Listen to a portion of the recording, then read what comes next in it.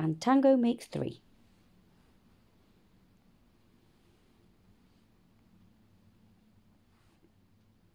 In the middle of New York City, there is a great big park called Central Park. Children love to play there. It has a toy boat pond where they can sail their boats. It has a carousel to ride on in the summer and an ice rink to skate on in the winter. Best of all, it has its very own zoo. Every day, families of all kinds go to visit the animals that live there. But children and their parents aren't the only families at the zoo. The animals make families of their own. There are red panda families with mothers and fathers and furry red panda bear cubs. There are monkey dads and monkey mums raising noisy monkey babies. There are toad families and toucan families and cotton-top tamarin families too. And in the penguin house, there are penguin families. Each year, at the very same time, the girl penguins start noticing the boy penguins, and the boy penguins start noticing the girls. When the right girl and the right boy find each other, they become a couple. 2 penguins in the penguin house were a little bit different. One was named Roy, and the other was named Silo. Roy and Silo were both boys. But they did everything together. They bowed to each other and walked together. They sang to each other and swam together. Wherever Roy went, Silo went too. They didn't spend much time with the girl penguins, and the girl penguins didn't spend much time with them. Instead, Roy and Silo wound their necks around each other. Their keeper, Mr. Gramsci, noticed the penguins and thought to himself, "They must be in love." Roy and Silo watched how the other penguins made a home, so they built a nest of stones for themselves. Every night, Roy and Silo slept there together, just like the other penguin couples. And every morning, Roy and Silo woke up together. But one day, Roy and Silo saw that the other couples could do something that they could not. The mummy penguins would lay an egg.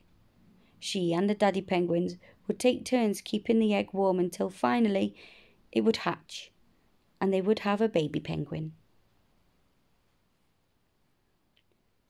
Roy and Silo had no egg to sit on and keep warm. They had no baby chick to feed and cuddle and love. Their nest was nice, but it was a little empty. One day, Roy found something that looked like what the other penguins were hatching, and he brought it to their nest. It was only a rock, but Silo carefully sat on it, and sat, and sat. When Silo got sleepy, he slept. And when Silo was done sleeping and sitting, he swam, and Roy sat day after day. Silo and Roy sat on the rock. But nothing happened. Then Mr. Gramsci had an idea. He found an egg that needed to be cared for, and he brought it to Roy and Silo's nest. Roy and Silo knew just what to do. They moved the egg to the centre of their nest. Every day they turned it so each side kept warm. Some days Roy sat while Silo went for food. Other days it was Silo's turn to care for their egg.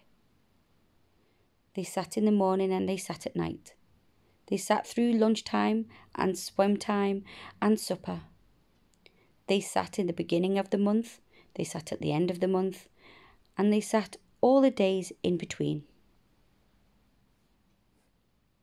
Until one day they heard a sound coming from their egg. "Beep, beep, beep, beep," it said. Roy and Silo called back, "Squawk, squawk." "Peep, peep," answered the egg. Suddenly, a tiny hole appeared in the eggshell, and then, crack! Out came their very own baby.